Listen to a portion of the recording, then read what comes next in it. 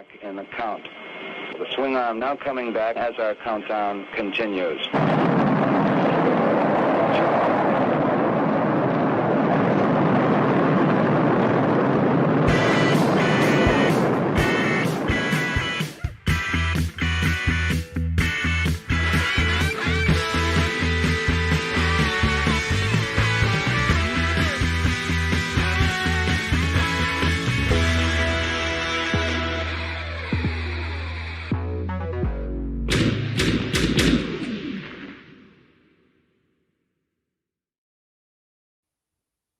Good afternoon / evening, everyone. I'm Brick Something, and today I am joined by Andrew of Gayties Toys. How are you, Andrew? I'm doing well. My name's Andrew. I like pizza, and I like to party. Pizza, party, there you go. Check and check. I don't have either of those things, but what I do have, as I was just telling Andrew, is a power outage. So, and I live in a place where this doesn't usually happen. So I'm not in one of those places where it's common. And I will say it's been since 3/18. So it's been longer than usual. That said, I have some camping stuff. I have some, helpful battery powered Ulanzi lights. I've got battery chargers for my phone. So for some reason, the router goes out. I'll be here on my phone and we'll see how long that lasts. So hopefully this is working. It's working for you. I'm assuming it is for folks and they can tell me otherwise. Yeah, man, it looks like it's working. Yeah. So we'll see, but I'm just going to warn you. That's all. And we'll go from there. All right. Anyways, we've got a cool show, I think, for you today. I'm just sort of like, I love being able to switch it up a little bit, do a little bit of the quote unquote news stuff, but then also get like real focused on what my co-host is working on, because I'm really intrigued by it and into it. So no pressure, Andrew. No, not at all. What am I working on? No, but before we get started, we'll talk about sort of what you've been doing on YouTube and content, but just in general, to give people context, like I see a Snake Mountain behind you. What kinds of nerdy things are you into? And you got to, unfortunately, it's cut off in this view, but you're going to have to give us a sense of what that outfit is over there too. Yeah, so give us a sense of, yeah. What's up? So I mean, I've never not collected forever. So it's a funny thing where I had all, I was born in like the 70s. I had all the 80s toys. Some have survived to my collection now. Likewise, it's a pretty big collection. I'm looking over it now. It's a lot of the big dogs from the 80s. So you got your Star Warses, your Joes, your He-Mans, Thundercats, whatnot. More lately, there's a real resurgence in vintage styles that I'm really liking, and not necessarily reaction, but there's third parties that'll do like new characters of old Star Wars figures and stuff like that. So like really enjoying that. Toxic Crusader coming out from Trick or Treat, like just there's weird stuff coming out that I'm really kind of zeroed in on. So I need a bigger place. Currently, I live downtown in an apartment, but I keep like eyeing the dog's bed. I'm like, glass cabinet. I could go here. Yeah, the dog needs like its own collection. So it needs sleeps shelves everywhere. Exactly. That's wonderful. But so all like you checked a couple of different brands, and you said format. So do you tend to lean in towards third parties who are kind of like using the old formats and doing that? Or do you go for any of the modern, like taking like a 3 3/4 and going into 7-inch kind of thing? Oh, for sure. I mean, I'd say for like vintage stuff, I've sort of like a lot of it's actually in storage currently. So like I do a lot of like Marvel Legends. I'll do like X-Men 91, 92 specifically. I don't really buy the new He-Man, but I did collect classics when that came out, and that's really like the bulk of the shelf currently, just because there's so many of them. For newer stuff, I mean, there was like Legends of Dragonor for some reason that really spoke to me, so I went real hard on that. I think there's a dragon coming soon. Looking around. Yes, I'm looking overseas stuff like Mafex, Batman Hush, literally anything. It's just sort of, and it's one of those things I think like most of us could sort of appreciate that you display these things, you collect them, you want people to see them and talk about them, and it's really sort of like a reflection of you and a reflection of like your interests and what makes you a nerd kind of thing. So it is very much like a kind of a trophy wall, if anything. That's awesome. Yeah, and so I don't know. I want to give people context of the kinds of things that you're into and collecting, but then we'll get into in a little bit after we say hello to the chat on what you've been doing on YouTube, because I think it's super exciting. First off, what's up? Ostradamus was going to say friends. What's up, Oz? Saying hello, friends. Great to see you, and thanks for letting me know that I didn't turn off yesterday's stream. Go check that out. That's a fun little ending. Yeah, it's a fun little awkward ending. I wish I could get on there like Deadpool or Ferris Bueller and go like, it's over.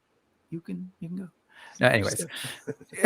Thanos, what's going on? Thanos, thank you again, as always, for helping with the links. You'll probably find that not all the links are there because the power went out. But thank you for helping for as far as you can. Cute Cult, you forgot the Tiamat on the graphic. She's a lady. Oh, I didn't forget Tiamat. There was just so many. We'll get to her for sure. Nolan, hello. Thank you for joining us and making us legit as a ToyTube experience. Star, hello. Great to see you. We'll working some sci-fi in there, I swear. Joe G, last week's co-host, which is awesome. Hello, Joe. We're all kind of riding high a little bit from yesterday's Cosmic Legions reveals, which will also kind of work its way in today's conversation. Ray Black, what's going on? Thank you so much for joining us. Other Ray Paz, just kidding, you're all Rays. What's going on? Copyright Wizard of Oz. Frankie Rivera, what's going on? Let's go. And Collecting Brothers. Hello, John. I said Frankie Rivera, but I'll say it all again. And I think that's where we're at. All right, folks. Thank you so much for jumping in early. Hopefully others will join us as we go. But if you're joining us on the replay, let me give you a heads up on how this goes. So down there, it's about to mention a URL that says bit.ly/Brick Something News. And that's referring to a document that you'll be able to go check out at the end. Also, you can use the QR code that is kind of happening. Is it not happening? Where is it? There it is. There it is. Andrew, that you can use to kind of check out all the links that we're talking about. They'll definitely be there after the show, internet willing, battery willing.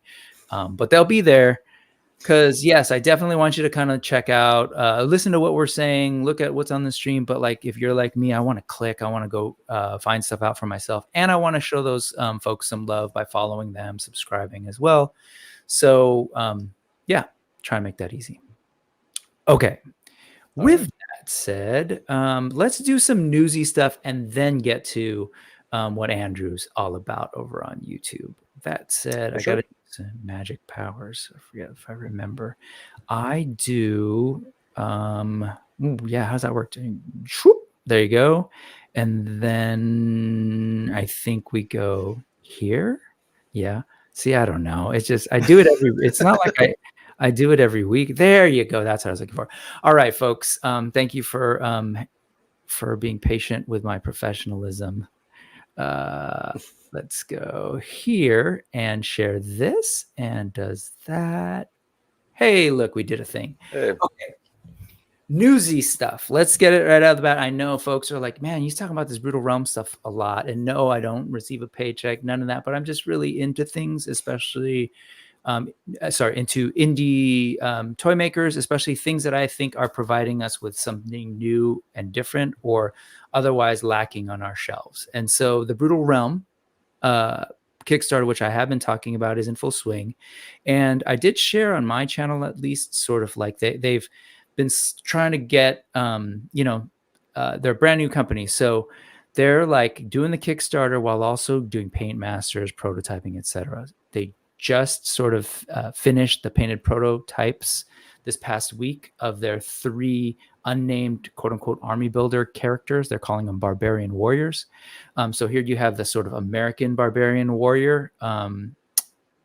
So fully painted, meant to kind of like give us that skin tone and that look of folks from our world that might fall under the Native American or Indigenous American. I'm digging it. I'm really like, there's something about the painted prototype that changes it from like the gray, right? From what when you're seeing a render. So Anyway, and I know I said from our world, I swear there's got to be, there are people that actually have this physique. I think they actually modeled this after Lou Ferrigno, like at sort of Lou Ferrigno's like biggest. That's what they used as the model. So there's a basis. But in general, as I sort of show this, what have you been thinking about this Kickstarter? Any reactions, thoughts? I think of like body type. I'm like, there's only one way to get that kind of body, and it's not sunshine and weightlifting. But I digress. But no, this is great. It's a great clean form, and it sort of harkens to a few lines. Like you get a bit of like, that kind of like Four Horsemen. Almost like classics or mythic legions, but also like I'm seeing a bit of like Storm collectibles in there too. Like it looks really posable. I really like that. Oh, it's definitely the posable part. He was over. Sorry, he being James was over, and Jason were both over on Paralleled Universe, Wade's channel on Friday night, and they were kind of playing with a prototype, and it's amazing how the shoulder moves, almost like it's so fluid. And but yes, definitely. And you're right. It does harken to some of those body types. You mentioned classics in particular, which for me, it's funny. Like after a while, after seeing every single figure in that buck, it started to feel a little bit monotonous, which is interesting. Yeah. Which I think just kind of goes to my general point of like, I love this kind of stuff, but I love the variety, right? So give me a Brutal Realm huge guy. Give me I don't know, a Hasbro Dungeons and Dragons, like the younger kid, like whatever. Like give me that variety. The big ogres, that helps me. So I don't know. Your eyes lit up when I said that. What were you thinking? It's just sort of funny. I mean, like, classics went on for I want to say 7 years, and they kind of just stuck to a buck, and they really were committed to that kind of thing. But you see something like this is definitely an evolution of something like you would see with like Marvel Legends, where we start off with like gnarly Toy Biz, and then that Bucky cap really kind of changed the game, and now we're seeing how Black Widow sort of made like the women much more engaging. And this definitely seems like another step in that evolution. I mean, I'm seeing a lot of these elbow joints a lot more recently, almost kind of doubled up but pinless. Yeah, and this is the African Barbarian Warrior, looking great. I really love all the head sculpts on these, and of course the bodies, the muscles, great looking. And it's got this double ball on the diaphragm and on the waist, so these are going to move great. And then this was also the one that was the most recent reveal, and this is the European Barbarian Warrior, fresh with those dreads, and just like has seen some life, some grizzled life. I dig it. And actually classics, I think, has been going on went for 12 years, and the only reason I know that is because I've been doing this thing with Cobb on Masterverse, and we were kind of doing our research, and that was amazing to me too. But 12 years of that, same buck, kind of at a certain point, it kind of just it gets monotonous. I don't mean, but yeah, it gets monotonous by definition. So, and that was when, like, I think their first stab at Filmation, that really kind of like changed the game. It was very much similar buck, but at least they made a new body, and they were like, okay, well, this is better, not great, but better. 100%. Let's see what folks are saying. Like folks are looking at the different variety and sort of saying like, what did I see that? Oh, Thundar, like Thundar customs. That's the other thing. Those are meant these are meant to be kind of their basic buck. It comes with a couple weapons, and then you can get accessories for like, armor and stuff.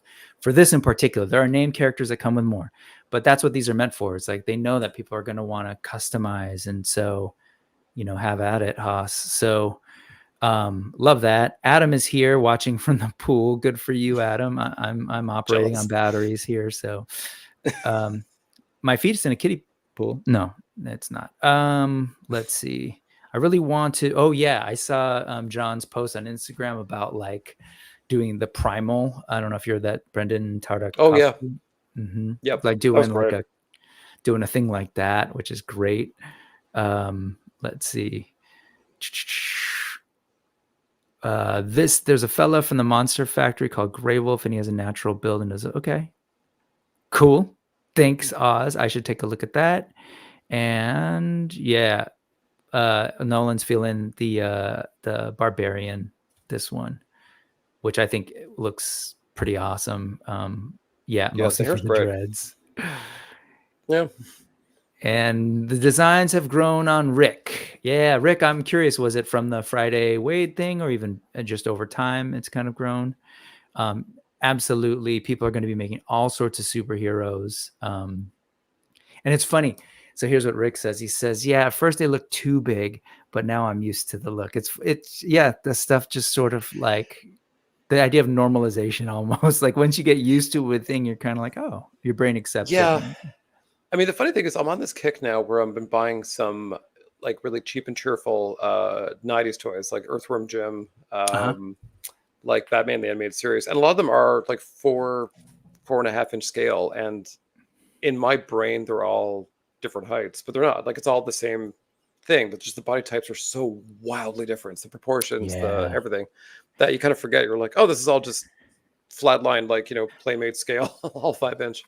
It's funny. That's a whole other conversation, but you say cheap and cheerful 90s toys. There was a thing that happened in the 90s where like some of these toy lines were almost like the language in the 80s was like, let's take a buck and reuse it.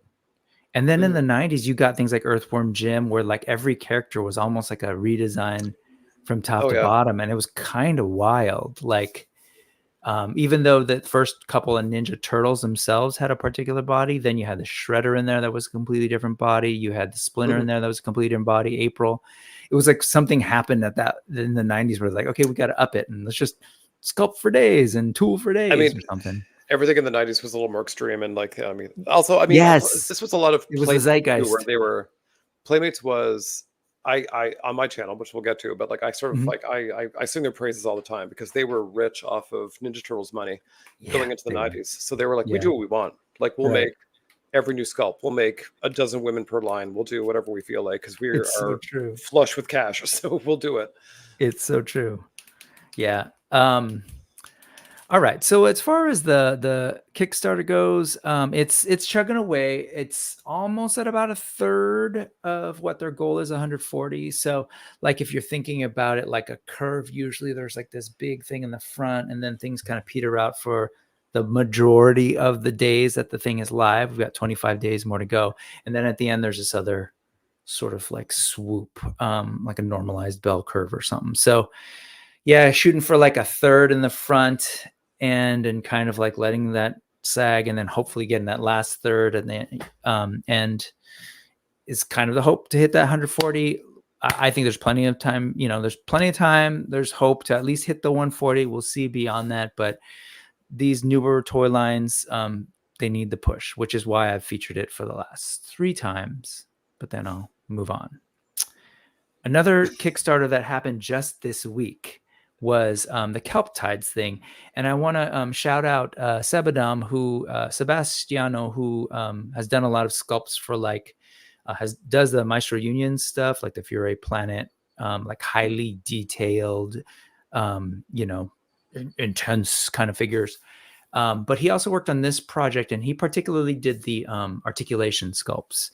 But I know it's a little bit different from some of the stuff that I share, but I like to highlight things that I think are either missing or doing something that I think is super unique and interesting.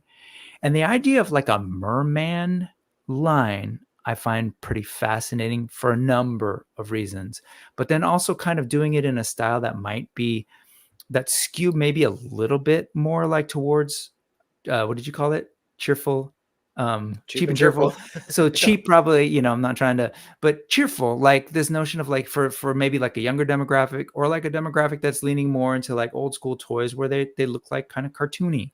So I don't know. I know that it's on some people's radar. I've heard people talking through it, but it's intentionally mermen, and that you see the body type there, and then they'll show the articulation.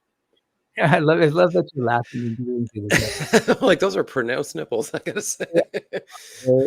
Are yours not? Anyways, let's just show them, whip them out right now.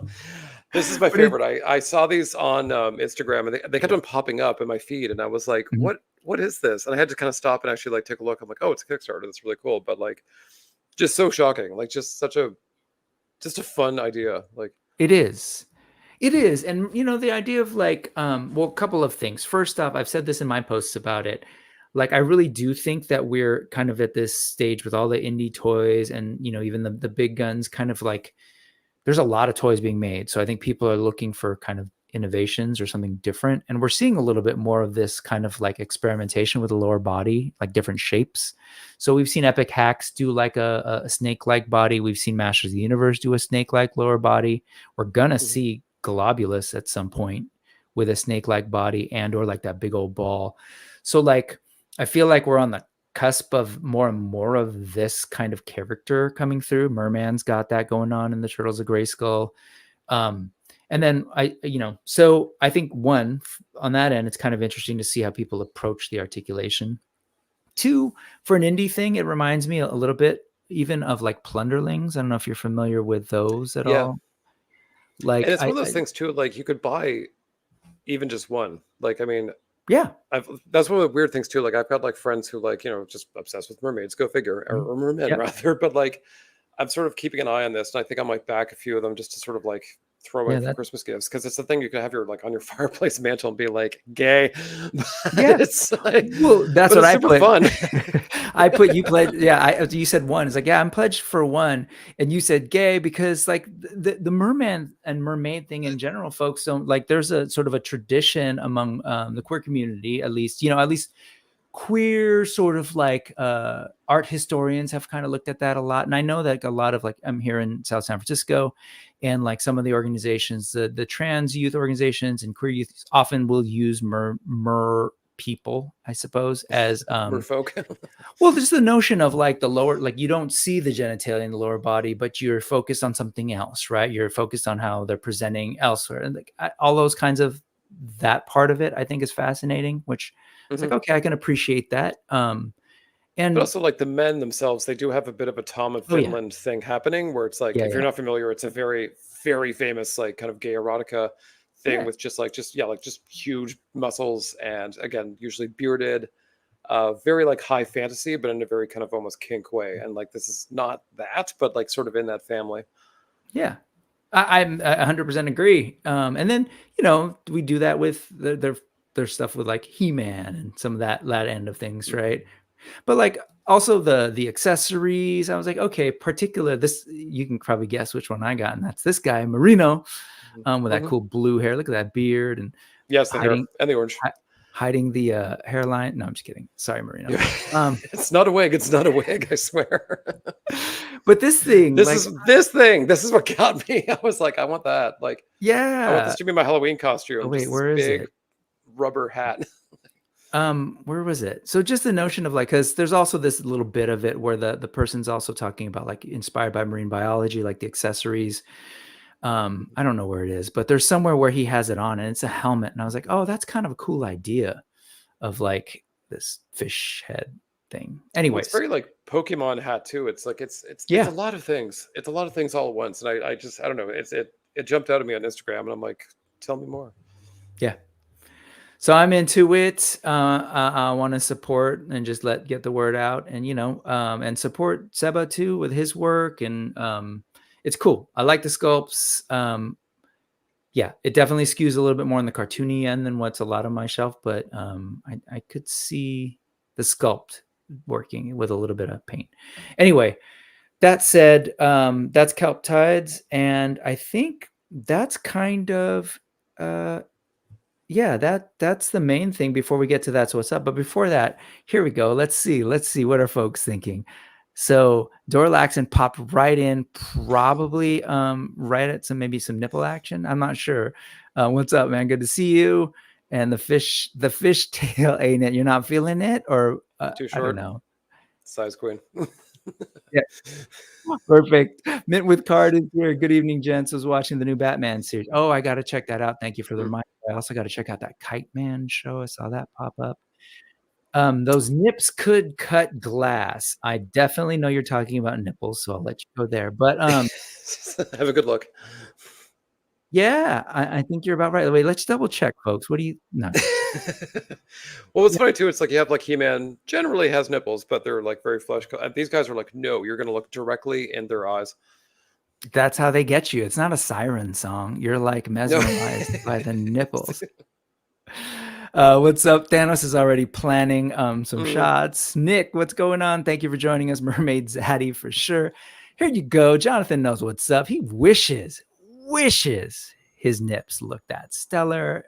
I've heard they do. A little manicure. Oh, he's heard things. Word in the mean streets. Allison Troy is here. Hello. And yeah, there you go. There you go. Yeah. You've got that beard. You just need the lower body. All right. And Sean, thank you for joining us. Hello. And there you go. We'll just leave that up there for a little bit. And then on that note, let's shift away from the boys for a little bit. And let's go to That's What's Up. Fast forward to what I usually do at the end. But let's go here, because I want to talk about this. So this is a series over on the Gayties Toys channel. Please head over there, check it out, subscribe, but definitely check out this playlist, because this is kind of the main series you've got going on your YouTube channel. Yeah, currently pretty much the only thing I've got going on. I've got some other ideas on the side, but this is sort of my weekly roundup of who we missing. So you've got 33 roughly weeks of content here. What can you explain the concept of MIA 80s Ladies? So the concept is that I think, as many people who grew up in the 80s or even the 90s can attest, is that you never finished a team. There was a lot of cartoons, a lot of toy lines that there was, one person missing, and you know exactly who that is. So I really decided to go through all of it. And I thought I had maybe 5 videos in me. And I was like, okay, we'll talk about, like Jenny, JB, some other people. Thanks, Alley Cat. And just sort of talk about like what happened, what we know, what we don't know, some speculation. I mean, there was generally you can just say sexism or female figures don't sell, which is sort of not, I kind of challenged that in my very first video as well. But, and sort of like, like where we're at now. And for a lot of them, there's, even Stellara, like she, came out just this year. So that's sort of a nice big happy check at the end of the video, saying like, not only we get Stellara, we got that Stellara, we get the vintage one. So it's really kind of a happy ending for me. And yeah, I think I'm like almost 40 videos now. And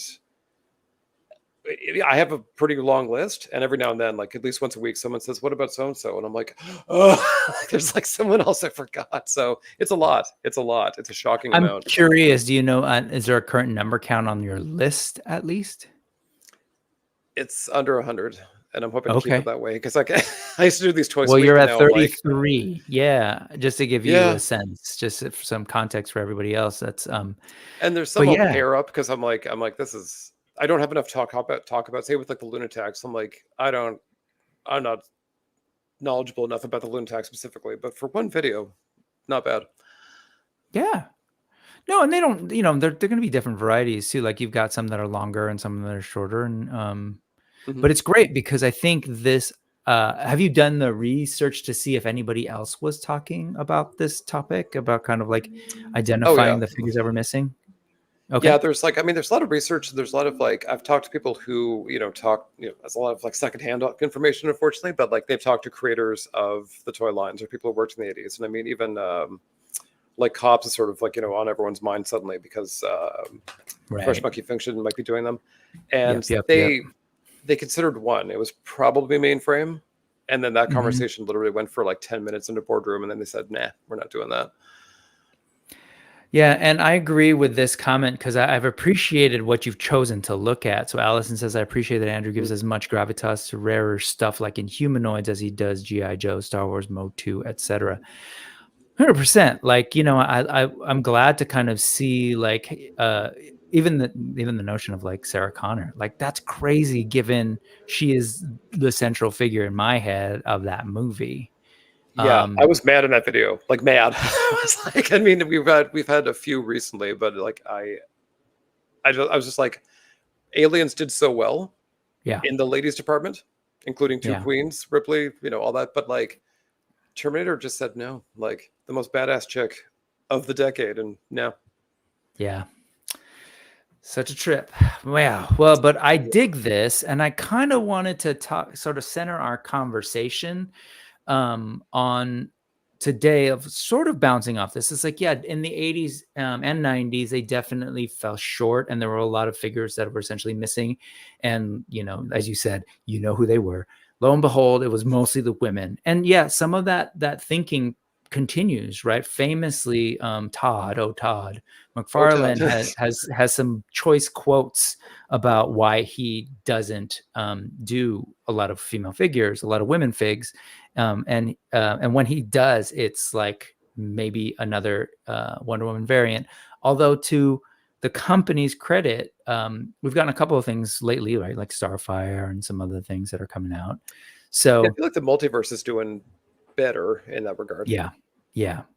But, you know, again, so that gets to the point of like, hey, yeah, 80s, 90s, I think there was a way of approaching things where in their brains it was very simple. We can't sell these figures, or there's a quote unquote boys aisle and a girls aisle. And there was like this weird split, which, yes. And like in general, that weird sort of larger sociological split between what's for boys and what's for girls, I think obviously has shifted. It's causing quite a bit of drama these days, but among some. But like at the end of the day, for our toys, like we just approach these things as like, I watched this show, I saw all these cool characters, like where I'm missing some people, MIA, missing in action, right? And so, well, I mean, even these first two here, like these are core members of the cast. You pick up a DVD player, and they're on the cover, like, and it was such a slap in the face.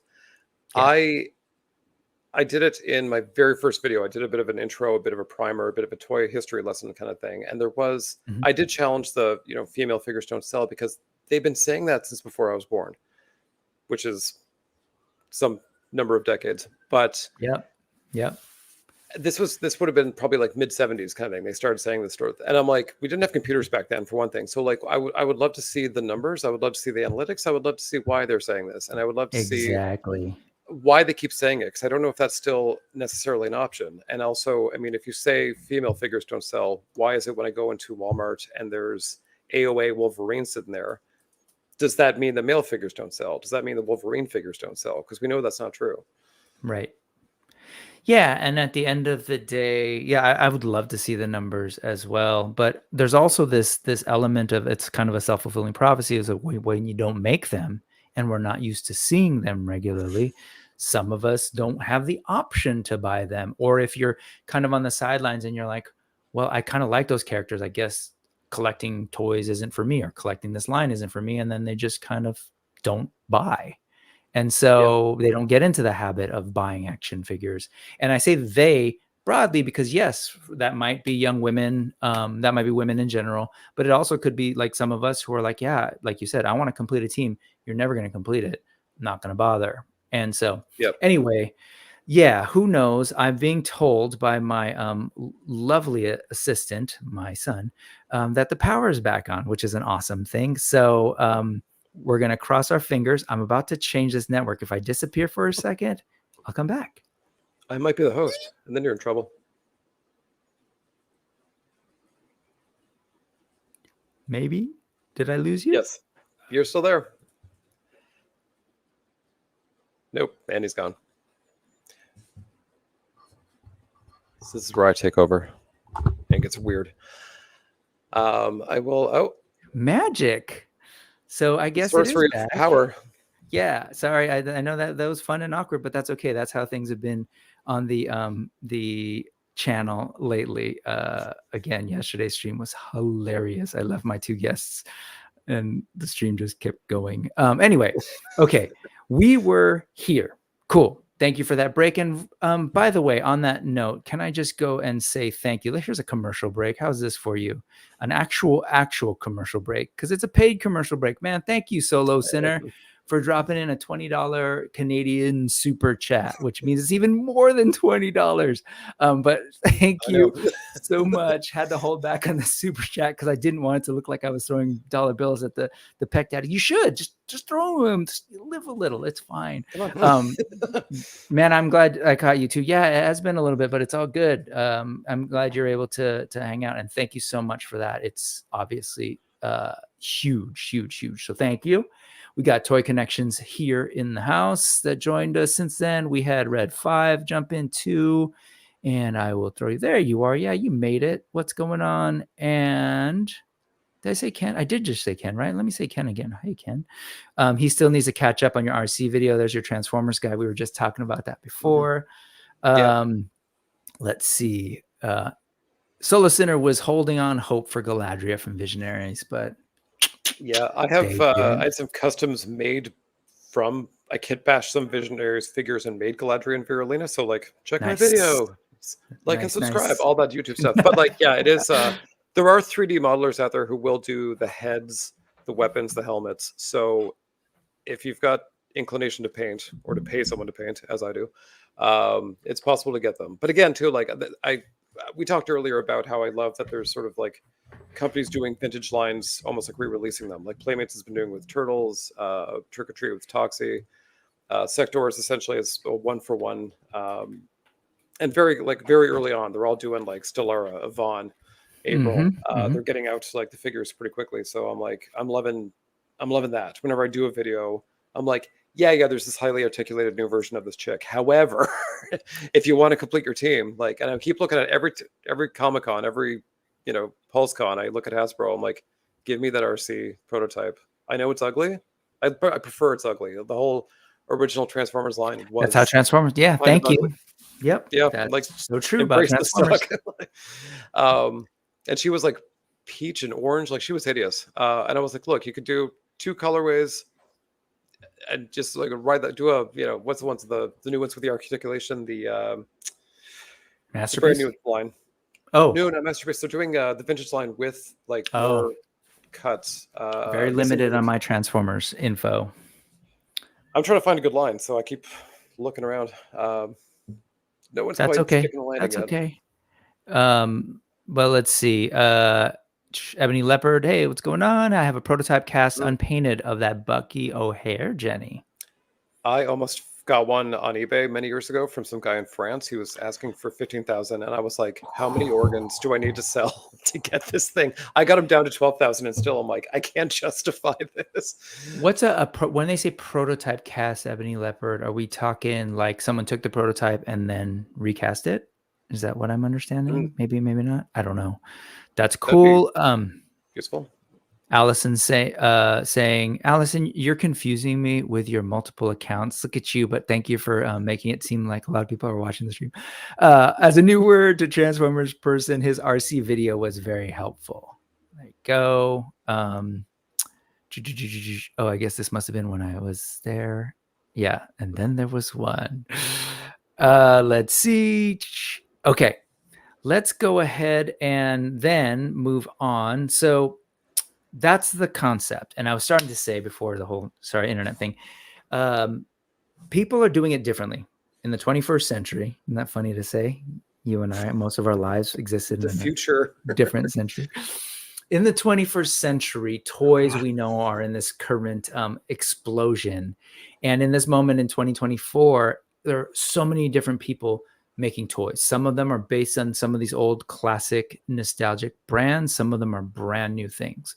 And so what's interesting to me is that some of that hesitation to do women figures is shifting. Like some are definitely better about it, or just like up front, like boom, we're starting right off with some women. And then others, because of tooling costs or whatever, maybe take one wave, 2 waves, 3 waves, or whatever. So I want to take a look at that. I wanted to look at 3 key areas. I want to look at what the indies are doing. And then I want to look at what the sort of what I call the keepers of the nostalgia, or keepers of those classic brands, the people who still have the licenses to make the G.I. Joe, the Star Wars, the Thundercats, how they've been doing. Have they improved the way they've approached it from the 80s? Are they now giving us some of these the women that were missing in the past? Heads up, they are. And then what was the last one was, the customizers who are filling in the gaps and going back. And I know that's definitely something that you've already spoken to, but all right, so let's go ahead and do that. And let me start off, I mentioned it earlier, with Four Horsemen Studios, who are celebrating their 25th anniversary this year. the 10th anniversary of their sort of flagship line, Mythic Legions. And then this is a newer line that's been out for a couple of years now, Cosmic Legions. And last night they just revealed, let's see, this would be 1, 2, 3, I think like their 4th full wave of figures. And so right off the bat, they included one woman, one female alien, I guess, but it's a woman character in this latest wave. But you know, they're never absent. So women are never absent from. I want to say that's true. I believe that's true from Mythic Legion's waves, and oftentimes there are more within a wave. But in general, that's something that I think Mythic and Cosmic Legions has been really good about, not just in terms of like sort of the genders, but also just like putting them in key roles in sort of the story, as well as just an overall variety. So like I'm looking at this right now. This is the picture of all the figures that were revealed yesterday and are for pre-order right now. And like, just look, you squint your eyes and like size, shape, it's all there. Like you've got 4-legged creatures that sort of cut off on the left. You got different aliens, of course, and that lends itself to the variety. But you got different heights, different leg lengths. You know, so I dig it. And so I can kind of do the quick flip through just to get you a sense. I just passed the women character, but just to get like a quick, like, oh yeah, there's a lot of kind of different things going on here. Love that animal. I swear I didn't think Cosmic Legion would take. I don't know why. I thought this, but like they were, you know, just hitting such a stride with Mythic Legions, and this one I was like, I don't know. And then here we are, wave 4. And then psych. No, for sure. What do I know? And so this is the one women character from the wave and they're even doing like reuse. So that's actually a head from Mythic Legions repainted. And I think it's such a great use of that. Here she is sort of fighting. And I'm going to try and go through this quickly because I could be stuck in the indies for days. The last wave prior to this, she showed up, sort of like the one of the leaders of the Ox crew. So she looks fantastic. I love her too. The head is cool, those cool like alien ridges, but also like just super cute. You know, I love that, like, you know, they find a way to make like aliens. The pop of color. I mean, like just the conflicting colors between her head and the rest of her suit. It's just, it'll pop on your shelf. It pops in a picture. So it's 100%. Just a good design. Yeah, we're always giving Trevor credit, as we should, for his awesome photos. But then also like, hey man, you're kind of cheating because these are some of the best looking figures. No, not really. I'm kidding. But yeah, he's obviously working with some really great looking stuff. Yeah. Oh, wait, Nostalgia, that's $5 for you. Okay, cool. Copyright Nostalgia Unboxed. This was another one from that previous wave. When first shown, I was like, man, this was totally giving me like some of the new Star Wars books, High Republic vibes. And I was like, what's going on here? Because it's like layered with this giant helmet and everything. And then they do the reveal, and such a cool looking alien woman in there. Oh, so cool. I love just the hair, the I was gonna say makeup, but the alien face. Yeah, she's getting a big win from Star Trek Prodigy, which is sort of I guess like the kid show Star Trek, but she very much gives that kind of vibe with again the two-tone light blues. I'm a sucker for like just like that pop of color, so she looks great. Yep. That poof right there, boom, and it just against the kind of more neutral drab fatigue looking stuff. We've got people who are captured with this wave 100%, including the alien horse, alien tiger. I don't know. Well, yeah, I guess they ride it, but whatever. Alien battle cat. Agreed, Joe. They did kill it with the reveal. Had such a good time. And then even from previous waves, this was essentially the second wave. Yeah, I want to say. The scorpion-ish woman bounty hunter, I believe she was. Is she one of the bounty hunters? Yeah, maybe not. I don't know. But she's cool looking. She's like she's a scorpion lady with like transparent plastics on the legs and stuff. Oh, it is. Yeah. So Also, I love stuff like the 90s, early 2000s midriff too. You're just all like, I do 2,000 squats and sit-ups a day, and you will know about it. yeah, my action figures make me feel bad, but yes, no, they're fantastic. Their head kind of looks like a turkey too, but yeah. Again, one of these awesome reveals where it's like, oh, who's that armored character? And you can kind of see it in the body type, but then when they reveal her, this is one of my favorites from this. That Oh yeah, is it that same wave? It's a third wave, I guess. This was what I might be wrong. I think there might have been 5 waves. I don't know.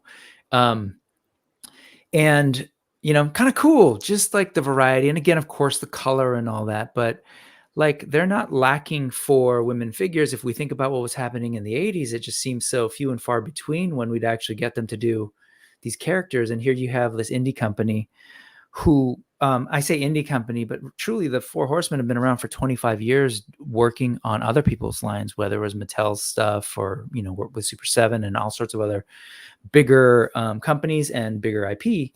But I'm sure from their experience there was probably a little frustration, or at least maybe savvy to go like, who we know what's missing, because we often were probably like, can't we like create a woman line for you, but or a woman character? yeah. But so they filled that void. And I mean, the funny thing is, like, there's always the female figures don't sell, and you're like, well, they don't sell because they don't make them. But there's the folks from the original Masters Universe line always say, they're like, we made She-Ra because Tila sold so well, because the boys were constantly asking for her, because she was such an integral part of the show, that they said, like, let's just spin off and do something else. Because I think their audience was like almost or just over like 50% young girls. So Tila was hot. So too bad.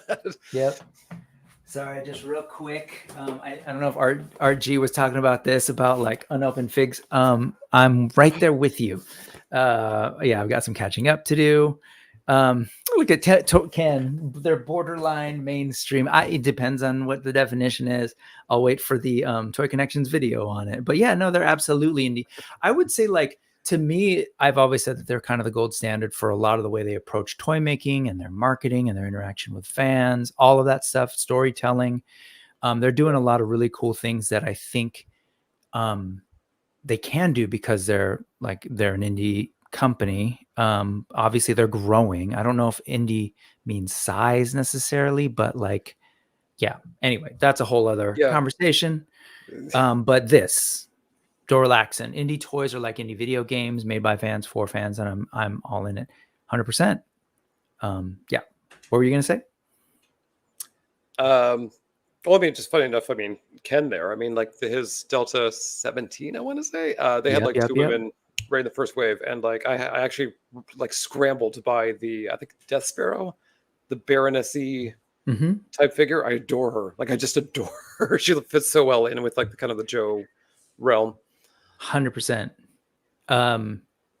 Spoiler alert, we'll get to Delta 17 and I should move. So yes, I am stuck here because again, this is the gold standard. So we'll talk a lot more about Cosmic and Mythic real quick, just because I do think they've done such a good job of that, especially giving us different body types. So here's Vorga, which was sort of this bigger, bulky Vasquez type from Aliens with a big old gun, as well as like Nexaziri, who's like, slender, athletic, so it's kind of cool to see that done. Switch over to their other line. I always say they have 2 lines, but it's like, no, they've got a whole other line called Figure Obscura. This is the most recent, and it's a 2-pack, and they included a woman god, a female god from God of Egypt, Egyptian god. Again, backlog. But just it's really cool what they're doing. And then of course there's the fantasy, right? Mythic Legions, whether it's some of the newest figures that are yet not released, like these. Again, like Vorga, this is on a bigger, bulkier 1.0 body. Sorry, just Mythic Legions terminology, and I might not even have that right. I think I had that right. But we got dwarven women. Finally, this is a new thing in the line. And then, of course, of all shapes, sizes, levels of death, of non-death. I love her because she's got multiple heads too, one with a nose, one without. Just cool stuff. And you can kind of see there's a little bit of reuse too. You've got, knights. Which they do with the men as well. So it's not like, no knock on that. On which? Like they do on the male figures too. Like, so there's a lot of like. Oh, the reuse. Yeah. Yes. 100%. You're absolutely right. Yes, that was definitely not a knock. And I keep forgetting to put in links, but there's a bunch, and I'll the Mythic Legions stuff and Cosmic Legions I'll put in later, but just wanted to give you a sense, including tribute figures, of course, like one of the most famous 80s women characters, center of a line, She-Ra, done in this tribute to her, which is awesome. One of my favorite Legions figures. And then they even have builders, right? These are meant to be army builders. And they're just like, yeah, we've got to have women army builders as well. And absolutely, they're Legions fans who like build these. So they're definitely switching up and the game, I think, and changing the narrative on like, oh, people they won't buy women figures. Like, I mean, they might not buy yours. Yeah, they might not buy yours, Todd. Or if you made them, they might. We'll see what happens. Well, I mean, that's like a bit of a history lesson. It's like that's all of this even conversation really kind of kicked off because of Toy Biz. They made that first Storm figure for X-Men, and she was hideous. And they were like, she didn't sell. And we're like, yeah, because she's ugly. And of course, now Nostalgia Glasses makes it, Nostalgia Glasses made her, people have like more, fond feelings of her, but they refused to make after that. And then they went on record to, was it Wizard or Toy Fair at the time? But one of the magazines said, yeah, we're not doing that anymore. And basically Brian Cunningham went back to the magazine and said, children, kids, readers, go spam them, tell them how wrong they are. And then 100%. And Toy Biz got the message. And then they were like 2 per wave going forward. Like they started just pumping them out, and we got a real catch up for a while there. So some Four Horsemen. Some Four Horsemen details. They have 15 full-time employees, by the way. Like, it's a huge corporation. No. And then, of course, Ebony Leopard. I didn't forget. It's just, again, I love Mythic Legions. I love Cosmic Legions, but there's so many more to the indies. I just start there because I do think they're doing something unique, and they're definitely doing a lot of trailblazing. And yeah, Art said I find myself buying mostly women figures. And you're definitely not alone in that. On that note, here's another indie, Loose Collector, or in partnership with Executive Replicas and other things. Dope Pinoy designer out and starting as a customizer, now designer of toys out in the Philippines. And that comes into play, as we'll see. But like for the longest time, all he was doing were women. Like, imagine that. I'm going to do a series of action figures, not even a series. I'm going to do one-off action figures of women characters across some of the more obscure comic book, TV show stuff that is super niche. And I mean, he's still doing it. So something must be working, unless he's just like wants to, I don't know, punishing himself financially. But kidding. And they're really cool. Market for it somewhere. Yeah, I mean, I've heard a lot of people talking about this figure. So La Muerta, I have not grabbed it, but you can kind of see like some of the folks who are are big toy collectors and known in the community are definitely checking these figures out. And the sculpts are great. They're a little smaller than the stuff. They scale really well with your kind of like Marvel Legends, almost like 1-to-1. Marvel Legends, but they're really cool. And for the most part, there's it's almost like he was really working to perfect this body type, and is now moved on to other things, is moving on to other things. But, so there's that, there's some other, the other characters that he's done in this most recent wave of sort of like, I think these might all be from the same comic book company. I'm not familiar at all. But it's from the same era for sure, because like this was very something else that kind of sparked the female figure craze in the 90s was the bad girl craze, which was like Lady Death, She, Catwoman, all that, where all these like just anti-hero bad girls with this proportion of body, let's say. Totally. They all kind of came out at once. Like they were all just huge boobs and big guns. But I mean, and I think they came out with like indie toy companies even back then, and people were buying strictly that for the longest time. That's right. And so, yeah, RG's saying like it's part of this wave that you're seeing here from specifically from Dynamite Comics and Coffin Comics. I think La Muerta's from Coffin. Yeah, thank you, RG. Good looking out. And also Betty Page, right? Of course, the Betty Page was packed in, particularly from the Rocketeer, like her sort of the version of Betty Page in the Rocketeer comic. But hey, you know, like that's pretty damn cool. Again, you know, definitely. What's that? Oh, you never thought you'd get that before, so yeah, it's well, yes, maybe not an action figure, but yes, I think there's definitely a cheesecake quality, as you're sort of saying, right? Especially in the 90s, it was like the bad girl thing, and of course, you know that the 90s was what brought us in comic books the swimsuit issues of like these superheroes, men and women. Love them. Right? Love and them. They continue. The Street Fighter one, the latest Street Fighter one just came out. It's become a thing.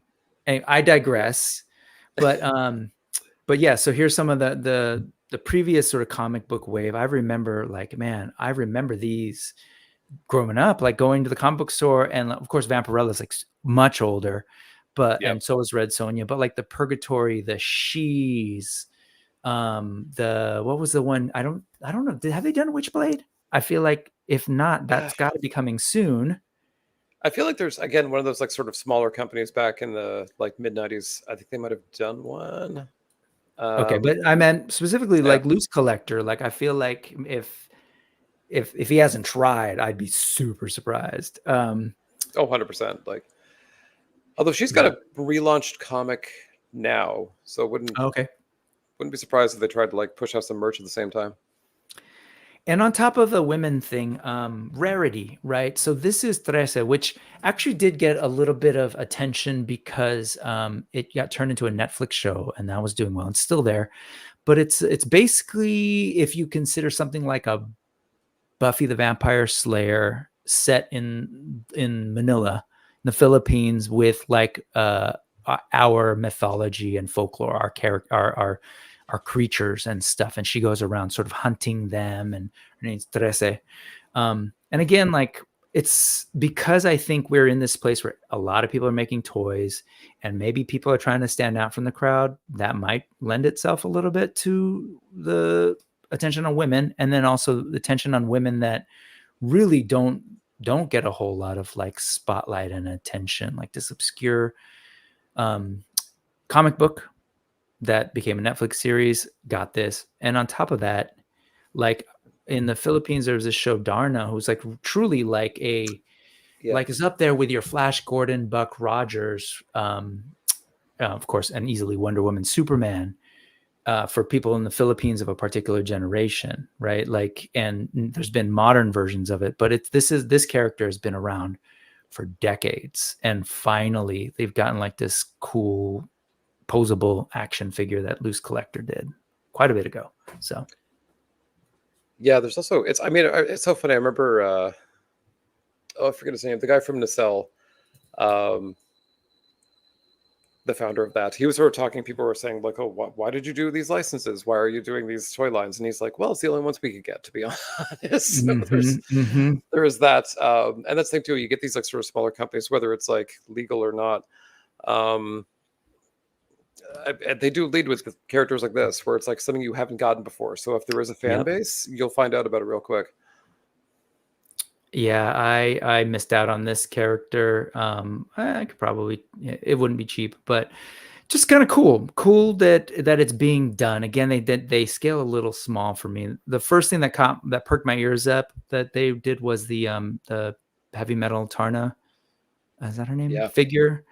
Yeah, and that didn't quite, like, the QC on those were a little wonky for sure, but you know, as time has gone on, these figures just keep getting better and better. This is like an earlier figure compared to like that La Muerta figure, night and day as far as what I've seen in terms of the build and quality. So well, that's kind of the real shocking thing about now and the future kind of thing. Not to get too woo about it, but like a couple years ago,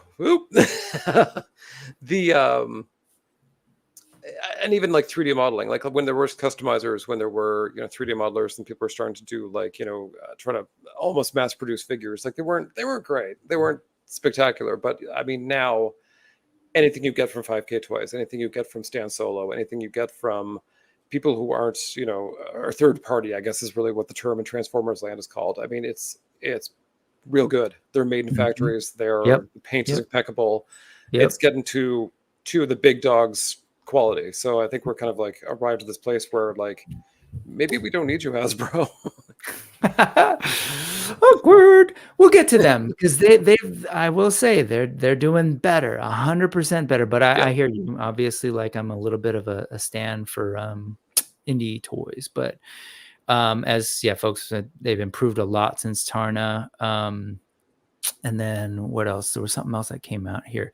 Oh yeah, this. And that's the other thing is like it spreads a lot of awareness about characters, but then it can go beyond that. And 100%, like you'll learn a lot about Filipino lore from Trece. Art, are you Filipino? I forget you. I assumed you were, and if not, man, just talk to your parents or aunties and uncles. I'm sure they've got some ghost stories and creature stories for you because I've got some good ones.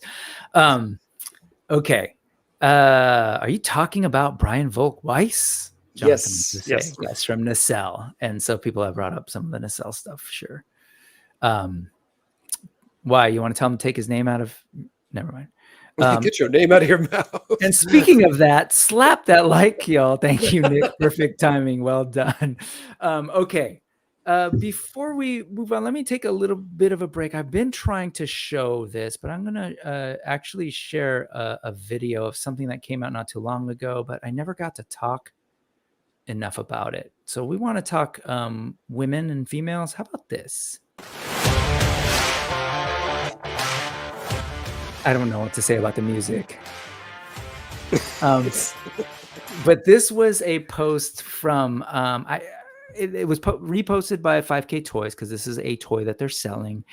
This is part of the Sexy Ice collection. That's the name of their brand, Sexy Ice, from their Vermin line. So Sexy Ice is the company, Vermin is the line. But what I wanted to show is one, obviously it's a dope like woman insectoid alien thing, but look at the way this thing moves. So that's the other piece. I hear a lot of people say like, oh, there's some limitations because there's a thinner body and like there's only so much we can do. So that's why it's really hard to make women figures. It just takes a lot of extra work, or it's just really hard. They won't stand up. That's just a thing that happens because they're so slim and all of these things. And no, like I feel like we're in a different time. Like you're right. Those are things to cite as obstacles. And hey, growth mindset. Then how do we solve that problem in engineering and technology and materials? Woo! 5050. Is it 50 in Canada? I don't know. But it's in my gated community. What's happening here? I was going to say, never mind. I was about to make an ignorant mounted police joke, but I still did it anyways. But look at my horseback. What you were about to say something about this? Well, I mean, I always sort of do like a 1-for-1 kind of when I hear stuff like that, where it's like, oh, they don't stand, they're don't have much articulation. You're like, pick up that Juggernaut, pick up that Colossus, pick up that blob figure. Tell me how many great poses you're going to get out of them either. It's like there's limitations to certain things, but I mean, like you look at something like this, or even what Marvel Legends is doing with Black Widow, Phoenix, Miss Marvel. There's ways around it. There's ways to improve, and I mean, this here is incredible. Mm-hmm. Agreed. I think this thing is wild. I look at like this forward thing that I know a lot of people ask for because of swords, but then they're like, but this bug does yoga, so she can do that back here too, which I can't. Right? Just some really cool stuff. And then of course, like building in, like making these characters super cool, like at least from my perspective, in terms of just like the all the accessories are not, like we're not going to skimp on accessories, deco. Obviously it's a different market than a retail domestic thing, but like there's a lot going on with this figure. It's definitely something that I can't wait to have in hand because it looks like it's proverbial hand candy. But I should post that link here. You go, enjoy. But I think it's cool. And again, it's from a it's from an overseas company that is has not done a lot of toys that we know of, meaning like sometimes they'll release things, change names or whatever, but something to look out for. Okay, that said, why don't I talk about something I actually know something a little bit about? There's this line called Animal Warriors of the Kingdom. I'm not sure if you're familiar, but allow me to mansplain to you Animal Warriors of the Kingdom. No, so admittedly, like, I love this line, but it's going to take them like 4 or 5. Sorry, I'm losing count at the moment. 1, 2, 3, 4, 6, I think, waves of figures to get to the women buck. And I know, yeah, it's expensive. It's like, if you figure they've reused that initial buck a couple of times and they figured out the logistics of it or the engineering of it, and they've really dialed that in, I get why you might want to go like, well, let's just keep making these and keep making this thing that we know even better, versus, hey, let's start from the ground up and redesign like a brand new type of figure. And I appreciate that now among the indies in particular. And I think audience, what do you call it, audience or customer base, there's now more of a clamor for it. Like, hey, give us something different, give us something new, which I think is healthy. And so we are getting the new women buck. Anyway, people have heard me talk about Animal Warriors of the Kingdom. Anything that you cared to say, or we can move on as well? I mean, my MO. I'm all like, where the ladies at? Yeah. I got to see that pretty early or I'm going to be mad. I mean, we talk about Ghostbusters later. But yeah. But I mean, that's the other, if you're not Hasbro, I have a little more patience for that, just because, I mean, like, you do have to kind of, build the funds, frankly, build the bucks, build the funds to actually get to the stage. So there is a little more leeway in that regard. Yep. Well, not again. But yeah, I appreciate that. Maybe I hope so. I'm hoping for it. Trying to help where I can with it. But yes, these are cool. But like, yeah, whatever. We've talked too much about that AWOC thing here. And I'm going to zoom a little bit more quickly. Frazetta Girls have been releasing their figures based on their grandfather's legacy and their artwork. And they've so far done one figure that's been in people's hands, and that's Dark Wolf. And from that same Fire and Ice series, as well as Ralph Bakshi film, they've released, oh my God, I'm totally blanking. What is her name? I'm going to cheat. I'm going to read. It's Tigra. I totally knew it was Tigra. Fake fan. Yes. Tigra. This is her. And so I think these are in people's hands. I'm not sure. It's not on my shelf at the moment. Or soon. I think they did a pre-order for animation style Dark Wolf, which I didn't know there was a difference. But that said, yeah, likewise, I watch this movie at least once a year. I love it. Yeah. I mean, I'm very aware of what she wore in the movie. Yeah. And in the figure, but it's for some reason when you see it in 3D plastic, it's suddenly really, I mean, very apparently because you blush a little. That's a lot of a lot. Yeah. A little of a little. It's true. And it, it's from a particular era and genre, frankly, where they're naked. I mean, and they've got there's a moment where she's got this like lacy cover up thingy, or silky, I should say. Casually and around the house. See, it's not just for the that, mermen. Though, I mean, if I look like that, you would not be able to get clothes on me either. So fair enough. It's the the mermen aren't the only ones that get the nipples. So I think that's pretty cool, and I'm glad that, of course, how awkward would it be if they did a Fire and Ice thing and then like make a bunch of the men and then never release her, which is that MIA 80s like MO, right? Like pretty quick. Yeah. So one job. Yeah, totally. Moving quickly, Creative Beast Studio, again, another great indie company that I love, but they have the Cyberzoic line that's coming up. It's the first time where they're actually working in humans. And they're usually doing doing dinosaurs and so now they are venturing into human bucks, and they absolutely are making sure that women are part of that very first wave. Definitely that little bit of, I know it can't be helped, the Dino Riders sort of homage. And oops, this is what the prototypes are looking for that. She's currently on pre-order. Woo! But that's for both the Smilodon and her. And these are smaller. So, cross scales, it's not like just a 112, 110 thing. She's like a 3.9 inch figure on that, larger Smilodon to kind of get that Dino Riders vibe. And there are more on the way. You can buy her separately. And there was another woman I thought in that line, and she was very apparently like a Dino Riders Serena homage with like the red and the blue armor. Yes. So that is more of that was like a Kickstarter exclusive reward tier, and it was a different colorway. It was just like a different repaint in those colorways. I'm not sure if the figure had any differences either. It might have. Here's another one that's coming in the future, so it's not going to stop there. Again, like shout out to the indies who recognize that there has been a gap in the toy market, and they're not going to let it continue.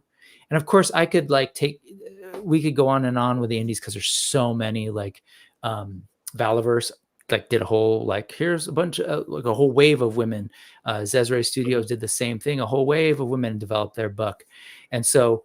Not at all trying to ignore people. It's just, so many things to cover. And of course, here we land on Delta 17 with Kestrel. There are two figures in there, 3.75. I don't know. Is it actually 3.75? I haven't taken a ruler to it.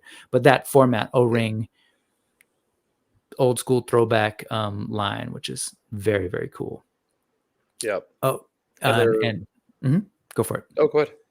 I was just going to say Adam wanted to make sure he came in with the actually that it is true that it is a Dino Riders unique figure in that style, as you were saying. Yeah.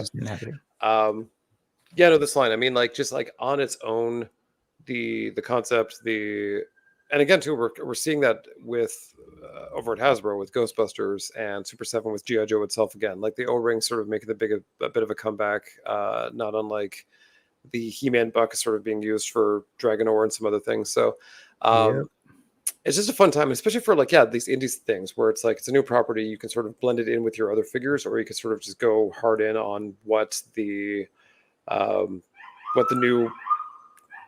happening outside. We're waiting for you. You hear a bang on the door. Do, do, do, do. I didn't commit any crimes. I don't know what you're talking about, officer. Not today, anyway. But yeah, that you can get these. You can really go in on the lore of the property, because I mean they are working on that simultaneously as well. So that's what we did. The early '80s, there was no remakes necessarily. Everything was brand new. He-Man notoriously had 17 different origins until they kind of landed on one. Yep. This is per your comment earlier when you were talking about Death Sparrow. Folks are even kind of using her as a stand-in for the October Guard and the G.I. Joe thing, and that's another thing that's sort of happening, is where people are getting these figures and kind of working them into their classic lines. A lot of great stuff. So Ken wants to know, sorry, which figure is that and how do I get it? How much is it? And people are still buying O-rings, huh? Yeah, no. So check it out, Ken. Don't know if you realize, but yeah, there's a whole brand new several series of O-ring resurgent figures, and this is one of them. It's called Delta. Sorry, no, I've done too much mansplaining already. Ken, you're just gonna have to do some Googling and figure it out. But yes, shout out to Ken, who is part of the Delta 17 team making these figures a reality. And while we're at it, shout out to John Emerald Knight for this awesome photo. Well done. But yeah, it's cool. And I think that's kind of all I have for the indies. Before we move on to kind of how people are holding up the brands that we love from the 80s, any other thoughts on the sort of indie women and indie toy lines kind of vibe? I just think it's always very telling that they generally do, not to put shame on you, but they generally lead with the women. I mean, much like this, or or what Loose Collector's doing kind of thing. I mean, they really do know what the fan base wants. I mean, that's the thing. Like, as I continue to dunk on Todd, but I mean, you go on any damn stream. There's probably 2 No, it's tonight. That's easy. if Sorry, you anybody don't have mentions to dunk on superpowers. Todd. He did it to himself. We know this. He's been vocal. Well, yeah, but I mean, go ahead. But I mean, anybody mentions superpowers, and they're like, "There's a million things you actually could complain about superpowers." You're like, "Hey, you have one black guy," but like, or actually 2 technically, but everyone, every time, women. Yeah, Like, and it's like, and he knows this. So, yeah, you go to the indies, and they're like, "Here you go, right. No questions asked, no problem." Yeah. 100%. I don't know. I appreciate it, and I'm glad that that's actually how these companies have started. And again, I started with the 4 Horsemen for a reason, because I think in many ways they are modeling for a lot of what can be done in that smaller toy market. So anyways, okay, let's move on to the sort of people who are still holding these classic IP. Let's start with G.I. Joe, which, in fairness, I got to say, G.I. Joe, when I was growing up, was one of the better ones. And it's obviously relative, because still I can count on one hand, how many women characters there were in all of my G.I. Joe collection as a kid, just because what was available. But still, really early on, first wave, we got Scarlet. Questionable head sculpt, but we got Scarlet. So we got better. Version 2, the head's better, the body's horrible. That tradition continues, and they upped it for sure. And they're always finding ways to like work in new women characters into Joe, both Joe and Cobra. And sometimes it angers some fans but like, this is that first, this is from shout out to Action Figure 411 for their awesome like visual guides and checklists for a bunch of different lines. That's what I'm using here. But right from the beginning, of course, Scarlet was there, and then pretty quickly we got Baroness, one of the first to get a vehicle. Target exclusive. Yeah, sorry about that end of things, but like, that's 100%. Then we got, the movies came out, and I don't care what people say about the movies, but this is actually one of 4 classified figures that I own. I love this Baroness. So let's see. I'm just like getting a little triggered, but it's fire. Okay. It's fine. I'm just waiting. My dog's right beside me, and I'm waiting for him to like just start screaming at it. I'm like, great. But yeah, I just shout out to Joe and the classified team for making sure that that's a thing that's a reality. And of course, even now we're learning as we're in this 21st century mode of getting to know more and more who the people are behind the lines. We're also seeing women sort of in control of the lines to a certain extent and playing a part in the creation of these things. So, I mean, Emily went from, people sort of like dogged on her early on, but now she's kind of become like the patron saint of Hasbro. So amen. Like everyone knows Emily's name now. Yep. So it's funny. Yeah, it is funny though. You do see some of those like tactics that kind of work with women do kind of end up getting paired with things like the dragonfly, which I understand it completely. There's I do understand the market realities of why they got to do some of these things. I also understand it for some of these bigger things. That's where the indies have a little bit of flexibility, where I think with something like this, people have an expectation. And when they're not getting what they want, they can get real angry, real ornery, real loud. And so I remember Glenda in particular, when that came in, man, some of the fun. People don't know their G.I. Joe history, and I was like, "What is y'all's problem?" Right, but Scarlet's been repainted 1,000 times over the globe, so deal with it. Hey, John. So that's Joe. Any thoughts on Joe and the ladies? Are they making up for lost time? I think they've made, I guess, a few Scarlets now. The first 2 were hate crimes and personal attacks, and I'm glad they finally course corrected that with the retro thing. That first, oh my God, I hated her so much. Like, you don't have a character whose name and main feature is her red hair, and then smatter like 17 other colors on top of her just to like, distract from it. I hated them so much. Yeah. But the new one's great. Even this one actually went up here is pretty good. They are, I think they've pretty much hit their limit with vintage. They haven't done Ninja Force Scarlet, and they did Helix. They're sort of, they're kind of blowing through rather quickly, like their cast. So we're looking at Pythona, we're looking at Raven, we're looking at some other like more, or Doc, even like the first, like what was going to be the first black female G.I. Joe. So I think it's actually now is the exciting time where we can sort of get into like the weird stuff, not just Glenda, but some other new characters. Agreed. And this is the other, if folks are wondering, she's sitting here as the other, my newest classified pickup. I get random things, actually getting a road pig. But anyway, so shout out to Joe's. Keep doing what you're doing. Let me put this link in the chat. And hey, you might want to check out a Glenda video over on Toy Connections. How about Motu? Masters of the Universe. What have you noticed about how they've been handling? Oh, this is Masterverse. I should do Origins as well. My bad. But what are you noticing? Observations about how they've handled women in Masters of the Universe? So speaking on a strictly selfish level, I have been wanting them to do Lady Slither so I could sneak it into my classics collection because they never got around to her, but they've not done that yet. So mad about it.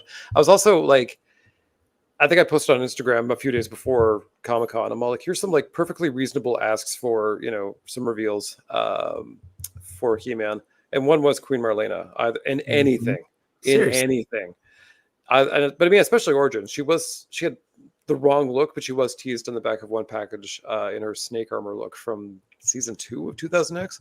I think everyone would prefer the green dress, but we've had one with classics, but that was one figure. I was talking about hate crimes. I was super mad about that at the end of the con.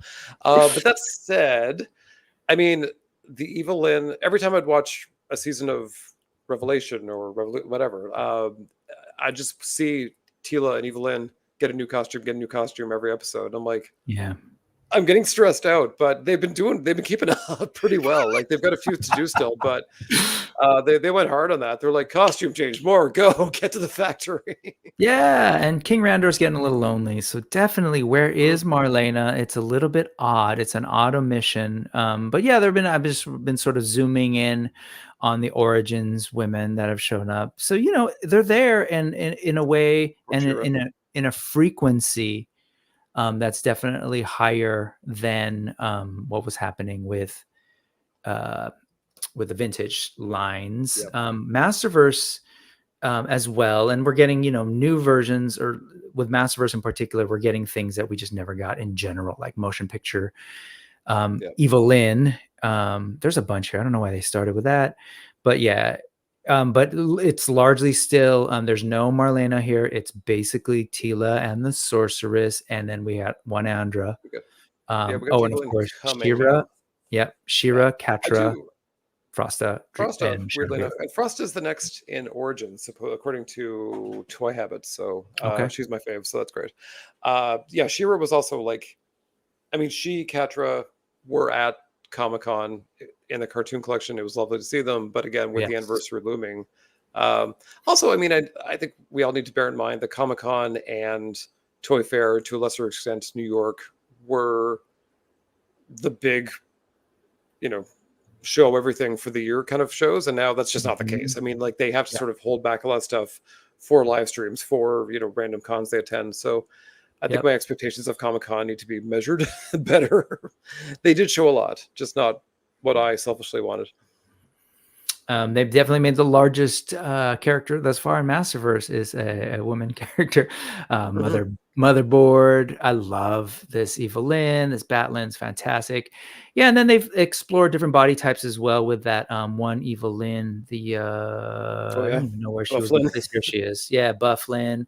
So Masters of the Universe definitely, I feel like it's just a completely different approach. Obviously, we're in a different place as a world and our sort of cultural beliefs around like accepting more women in different roles, being very present in the conversation. So that's part of it. But also, I think it would be really odd if these companies who are holding these IPs didn't do it. and you've got the indies kind of like doing their thing, or the customizers, which we're about to get to. So yeah, well, I mean, even He-Man specifically, I mean, like the three, Marlena aside, the three women leads were integral to like every story, to the plot, to the future, like everything. So I mean, like it's kind of nice to see that Mattel recognizes that like there's money here, not so much to do, don't do the right thing, but like there's money here, so get that cheddar. Exactly. You're leaving it on the table, as people say. Star Wars. Okay. And so even Black Series, from when it started way back in 2013, again, got to give credit where credit's due. They knew what was up, and it's Star Wars. Like it's a different fan base where they know like where the gaps are. And they're like, hey, so pretty early on, they gave us this Princess Leia in the parenthetical slave outfit, Hut Slayer Leia there. But then it's like, takes a while. And of course, it's funny because they're limited by what was existing. This was 2013. The ownership was still in Lucas's hands. And so there were a couple of key main characters they could do, of course, Leia, Padme. And then, actually 2013, that might not be right. But anyway, then the movie comes out, 15 to 18, we get, of course, Rey, and then we're getting, more and more, they start to warm up to the idea. We got Jyn Erso, yes. So like there's stuff there. It's definitely different than when I was a kid collecting Star Wars. Yep. It's like it's not unusual to see it. It's not a surprise to see it. You're sort of like, I mean, yeah, like with Jyn Erso, you're like, if she's not there'd be riots in the streets. Like, and it's the Bean. Like, I mean, Hera. Like, the funny thing with Star Wars too is that like it kind of started strong with focusing on original trilogy and sort of kind of starting to veer into prequel, but then the Disney buyout, and there's this constant like tug where they're like, we have new stuff coming. You need to like keep on like making the new stuff, the new stuff that Disney's making money off of. And so there's that constant. But I mean, like to this day. And I mean, they're not like exciting characters, but we've not seen Mon Mothma, we've not seen Amberu, we've not seen. It's true. Much of anybody, and there's like a lot, or like Snoodles. There's not a lot of women in Star Wars, but of them, Lofty neck, yeah, totally. Sorry, that was my lofty neck moment. But they've got a funny, like all these nostalgia brands, they've got to juggle different fans as well, right? So it's like, how do we keep the people who are falling into new stuff, and then as well as please the people who have been around and are missing? They want them on Mothma. They want to, third alien from the left, or Ula, right? And the dancers. But I will say, post Disney era, even as I'm zooming in, we are getting a lot more like women characters, period, to even make figures of that are front and center in the action, right? Which is a cool thing, which then just creates, or we're getting Jaina Solo, right? Like figures. And like Jade, I bought that one. Like I was so excited for that figure. And so it's an interesting time. I feel like, Star Wars obviously is having a rough go of it at the moment. But on that note, I will say, like, even with the Acolyte, again, in this conversation of women, like they gave us Osha, they gave us May, they gave us Jackie to potentially make figures of, and they did Master and Dara, right? So like right from the get, and I know like obviously the chatter out there, people like don't like even just the concept of a bunch of women being present in a Star Wars project, because to them it's suspect of some conspiracy, yada yada. But it's also telling that it's always the Black women who really get the bulk of this. Like there's two things can be true at once. The Canadian said that, folks. But no, it's 100% true. No, it's you're 100%. I'm with you. I mean, you think of like what was her name? God, I forgot her name. The main villain from Obi-Wan. Reva. Oh, Reva. Yes. Yeah. Same thing. 100%. But also, well, yeah, here she is, Reva. Yeah, and I also I loved her character. Like she was fantastic. Like once you actually watch the show front to back, I'm like, What's the problem? Every character that I've shown you, I have like been especially in love with, whether it was Jyn Erso, Asajj Ventress from Clone Wars. Like, I just think they're fantastic characters. Hera is like one of my favorite characters in Star Wars, period. L3, who's a part of the Millennium Falcon, no matter what you say, the droid, like, it was just really cool. And again, it gives us something new and interesting in the entertainment. But now we're getting opportunities. Unfortunately, Black Series is gone. I'm not going to show Vintage Collection just because of time, but we're getting stuff. That's the trippy thing. It's like, okay, I do feel like has been some course correction. So Thundercats, ho! And on that note, Super 7 obviously has the Thundercats line, and they were real good about like your whole thing on MIA is like, hey, you didn't finish the team. And that was very common back in the day. Yeah. But like, LJN did actually a decent job of finishing the team. So not going to take that away from them. And obviously Super 7 followed suit. It took them a little bit longer to finally do that. I think that's more of a marketing thing, trying to make sure that people continue to buy the line regardless of finishing the team, which is, I know, frustrating for a lot of folks. But then they also gave us stuff like this, like, like, well, I mean, there was quite a few characters that I never expected LJN to get to, but I mean, there was a lot of characters who were sort of, friends of the Thundercats or villains or what have you. And like, this was, I mean, it's not like I was ever clamoring for Amandora. Like, she had the same voice as Chitara with that like low, gravelly voice, but fun to see her. Like, fun to see, was it Willa? There's two of them. Yeah. And again, I have no doubt the other one will be made too, like her friend who's not a lesbian. I don't remember. You said who's not or is now? Probably is now. Yeah, I was gonna say, but we're good friends. Little column A, little column B. We've got Chitara going on. We've got Pumaira, and it's really cool to see because, like, I think when people are fans of this property, they're fans of Thundercats. So give them all the Thundercats, right? Yeah. And I love that they do that. And Super 7's particularly good at doing that because they are interested in really going as far as they can with character selection. Too good, because I did my Lunatax video maybe a month or two ago, and I said Chilla was shipping now, and like usually I sort of gave like a little recap at the end of the video of like what's what, and I'm like, I'm sure they'll do Luna soon. 3 days later, Brian Flynn says like, oh, here's Luna, and like it's as if Brian came to my house, punched me in the face, kicked my dog, and I was like, he's like, your video's trash. It's out of date. And I'm like, well, no, you? From the vintage, it's 100% accurate. And just, they have G.I. Joe as well. And they're doing a real good job of trying to do that. They even tried to release an entire wave of women, but they were definitely odd variants and stuff, unique variants that nobody likes the deep cartoon. So that was a misfire. But this is the line I've been waiting for. Like I did buy classics, and then they started making this, and I'm like, this is what I wanted. So I actually sold my classics collection in favor of this because I'm like, I want like hardcore animation looks. And that Scarlet's my favorite thing ever. Yeah. It's a great looking figure, the Scarlet. Anyway, there you go.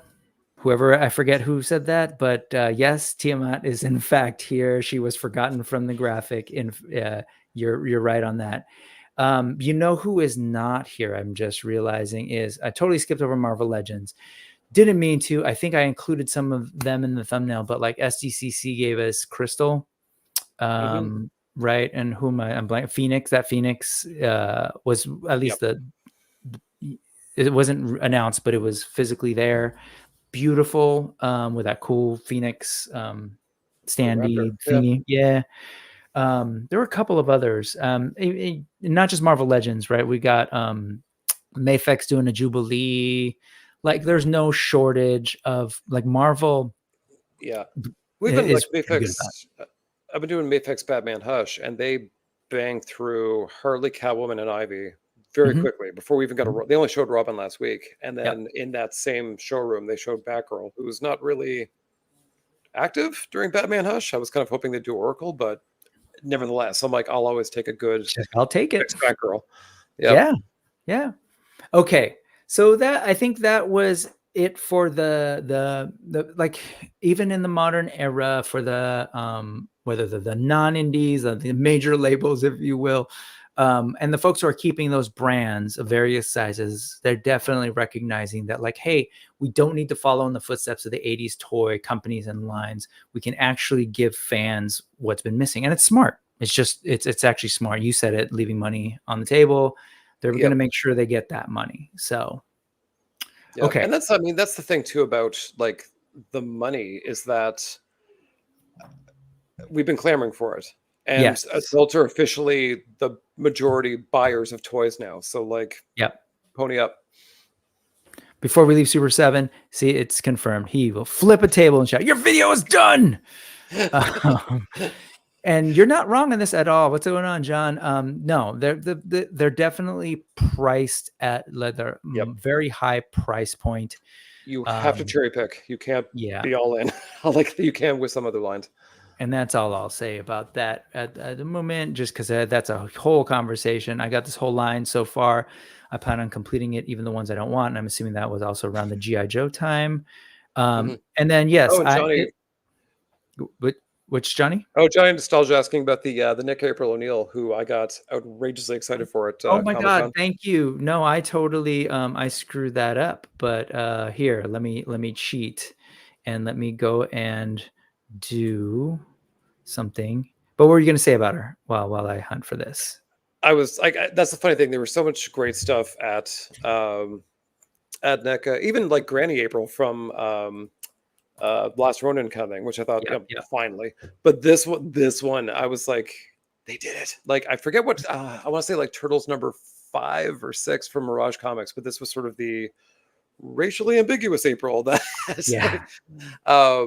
has long been sort of like, a big debate since, the late 80s, early 90s kind of thing. But I was so excited they went for this because April in Mirage has been kind of absent for at least 10 to 15 years. So this was like very welcome sight. And I'm totally scrolling through their through NECA's thing to try and find pictures of her to replace this thumbnail that I've got from our episode. But I don't see her. I guess it wasn't in like the official shots yet. But like while we're on the NECA, I mean, come on, man. They're not even thinking about age either. They're just like, here, you need an Angela Lansbury as seen in Murder, She Wrote. And I didn't know I did, but I actually getting this Golden Girls line. I'm going to give it as my mama's every Sunday night, 8:00. That was her thing to switch off from. I couldn't watch Amazing Stories because she wanted to watch Murder, She Wrote. We get Elvira. Yeah, I mean, they're just like, they know what's up, and they're doing a good job of not ignoring the women in their lines and making sure they're a part. Of course, we've got Demona, we had Angela, but for some reason, I don't see that April here. But it is a big deal for that April to exist and to be acknowledged in plastic form. So I'm thrilled, and thank you, Johnny, for keeping me honest with my thumbnails. Otherwise, it'd be a bait and switch, and fans don't like baits and switches. To have TMS, and you had to have April. And that's Mitch with cards saying like he's met with Judith Hogue. I mean, like that launch of the movie April figure was fantastic because they got in the actress who promoted on her social media and also worked with NECA. Smart. And like it was this huge like unveiling, and she worked closely with about the costume. Like, like I mean, she's been just incredible. Just incredible through the whole process. So I mean, like, and that's and that's how it's done. Like it is. Attention, movie stars. That's how it's done. It is. It's 100% the way it's done. And I go back to like even when we started with Legions. Like that's the savvy of using what we can now with social media, of reaching out to people on a different level. That's the way to go, because you can activate a lot of like toy buyers and hardcore geeks in general in that way. If we continue to build like the community around it and the sense of what's familiar, feeling like things are special and done in ways that we weren't doing back then. And of course there's this, if you're an 80s child, this might have haunted. Still scarred. Yes. Okay. Let's talk about the people who are filling in the ranks. Thank you for turning me on to this, and we'll close this up for our show. Let's end with looking at some customizers. When the companies, Todd, don't give us the women, Todd, Sometimes people need to step up and handle it. And in fairness, Kenner. So this is Enzo Man, who used to go by a different name. What was it? His storefront used to be called like the Multiversity. Okay. It might still be, I'm not sure, but he does very kind of like small batches, whenever he feels like it, frankly. But when they go quick. So best to follow him. Yep. And so we were talking about superpowers not long ago, and these are figures, these are characters that like should have not necessarily in this form, or maybe actually it's close, should have existed in the original superpowers, but even now, post Justice League Unlimited, like why wouldn't we get Hawk Girl, right? Or Hawk Woman, sorry, old school Hawk Yeah. Girl. Yeah, there's like a generation who grew up on Justice League and Justice League Unlimited, so like they associate her and Jon Stewart, frankly, with the Justice League kind of thing. So like people are always kind of confused when they're not in movies, they're not in toy lines. They're like, but they're core members. We grew up in them. Yep. And then and this is greedy, like of course we're not. I can't expect a company to go like, we're gonna give you the Storm Wonder Woman mashup from the Amalgam comics, but this is pretty dope. And this is what customizers can do these days. Again, 21st century, people have different tool sets. People have internet reference like up the wazoo. And so we can get some of this stuff now. But I don't know. I think this is great. Are there any particular figures? Oh, actually, let me go here. I miss Bardo. I actually got his Batgirl, which is amazing. If you follow Let's Toy, he uses that Batgirl quite a bit. Okay. You need to bear in mind too, these are, I want to say resin painted perfection, but they're held together by magnets. So like, so the paint doesn't rub because they're not manufactured in a factory. Yeah. So there's a price and there's a magnetism kind of component to it. So manage expectations accordingly. It's funny. Then you put it next to the vintage and it's like, just because it's modern, it looks a lot better in my opinion. And then, of course, these are like hand painted.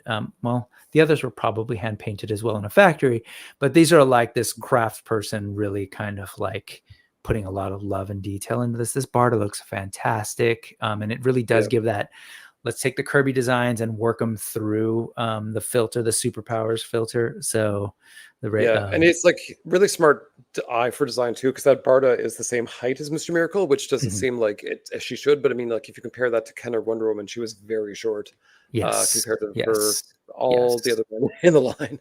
That's a whole other conversation too about how they approach women figures in terms of scale. And like I've told you, I want a big Barda. Like I want one to tower some of these dudes in the shelf because I want comparatively like a 7 foot tall woman. That's what I want. We got the Huntress. And that's what I keep saying too. Like Todd, I mean, if he wants to play catch up, I mean, get a Birds of Prey 3-pack with Canary, Batgirl, Huntress, or do a Sirens 3-pack. Like just test the waters, make that money. Again, you're leaving money on the table with adult collectors, but like these would be, great options. Yeah, at a certain point, you're just being obstinate, Todd. Come on, or like, or even worse, like making us wonder, like, which woman hurt it's you? Not like, it's not like rich people to be like mentally ill, but here we are. Fair enough. That's fair. What's going on here? Look at that Mexican Superman as a commission. I was like, oh, that's cool.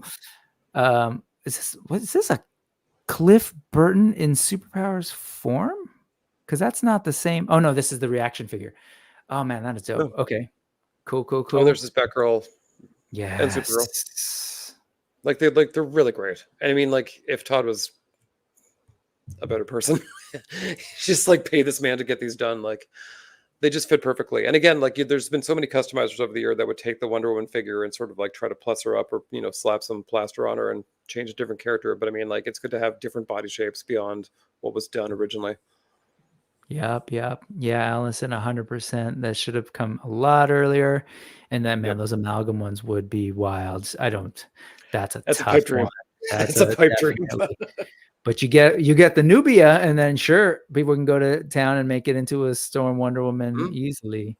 And just, Rick Jones is saying Tony Mac always has been mentally different. Yeah, no, definitely a unique visionary, that Todd. And a Canadian, which is so embarrassing.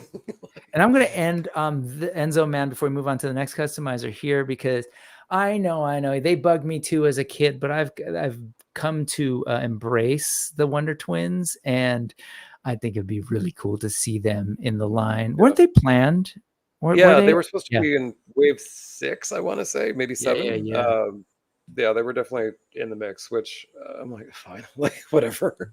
No love for Gleek? Come on now. Nope. No monkeys, no butts. Nope. Okay, fair Except for Crypto, he's a good boy. Raffaello Customs. Okay, this stuff, man. Thank you for introducing me to this, because I am not at all familiar. But man, some of these are just amazing, and I haven't looked close enough to see what they're. Oh, it's a Marvel Legends. Base. All Marvel Legends. His paint. I have his Emma Frost before they did the Astonishing Emma recently in Marvel Legends kind of thing, and the paint. I mean, like I wouldn't smash it against the ground or anything, but like the paint, I don't know what he does, but it is factory perfection. Like there's no rub, it's not gooey, like some customizers might be coming. It's like you would swear this was made in a factory, and like there's a certain shine to it, there's a certain shape, like it's gorgeous. All the stuff he does is gorgeous. I've got him doing Val Cooper for me for X-Force for X Factor right now. Nice. That's really cool. That's the storm we wanted. Val Cooper. Yeah, we'll get to the storms in here too. We've got this awesome Harley Quinn. I don't even know what is this from, a particular look? Is this like later in the comics where they did her? A video game, maybe. I'm not sure. Look at the look at the paint on that thing. There's a gradation on that. That's beautiful. Whoa, didn't intend that. Sorry, boring cis dudes. But no, it's look how cool that is. Yeah. Oh, if this figure existed, there's so many people who would. Well, one, it's a DC figure on a good buck. Sorry, Chris, but but Justice Harley, that makes sense. Yeah, he really covers them all, and so I really appreciate this. Wow, look at that. That is like a costume we don't see often at all. That's cool. Like the paint's shiny, like very metallic kind of thing. It's just, he's easily my favorite. I've bought a few things of them. They're not cheap, I'm not going to lie to you, but worth every penny. Yeah, I mean, at a certain point when you're doing these custom things, they're very, very, very different. It's a different ball game, right? Like you're almost like buying one-off, like bespoke art objects. Now with Enzo Man does them, and he like mass produces them. I put that in air quotes. But like he produces a bunch of them. Do you know, does this guy do them in a much smaller quantity kind of a thing? It's one by one. Like you, okay, and so you sort of order and then you're gonna wait. Like you're gonna wait because like this I don't know what specifically he does with the airbrush, but it does take a long time to dry between each coat, and there are many coats. So sure, that makes sense. If you wait a year or two, buckle up. Man, for all of you who've been waiting for a good Hawk and Dove, here's a beautiful one. Look at that custom. Do you have a sense of how much he charges for something like this? Currently, no. Okay. No problem. Because funnily enough, I what happened with Val Cooper is that like I think I ordered his jean, and then not 6 months later, like Hasbro's like, here's your jean. I'm like, fine, let me do a storm. They're like, here's your storm. I'm like, listen, let's just do Val Cooper because they're not going to make her. And he's like, okay. So I kept on changing my mind, and so my custom's been pushed out a long time now. So I'm like, get to it when you get to it. It's fine. But I've also thought about this one too. Oh man, I love the Psylocke outfits prior to like the Outback. When she finally actually had a costume, I wasn't crazy into her like genie looking costume. Yeah, the puppy sleeves. Yeah, but this is the favorite. Yeah, this was really cool. It's all like a night chainmail too. I remember at one point one variation of this costume. Well, I mean, the Lantern figure that just came out, it's definitely this. So we'll see.